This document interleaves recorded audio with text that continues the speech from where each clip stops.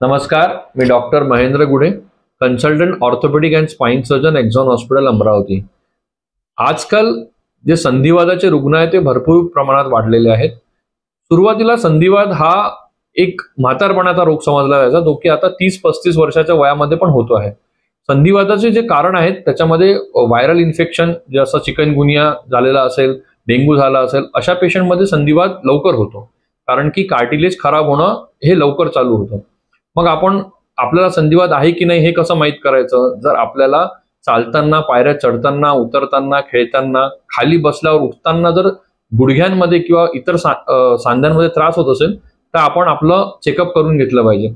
X ray मध्ये joint मधली जी जागा आहे ती कमी झालेली दिसते, जे की एक डिजनरेटिव्ह ऑस्टिओआर्थरायटिस त्याला म्हणतात.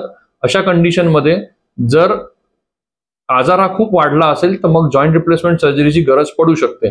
जर आपल्याला याबद्दल आणखी काही माहिती हवी असेल तर तुम्ही मला एक्झॉन हॉस्पिटलला येऊन व्हिजिट देऊ शकता. धन्यवाद.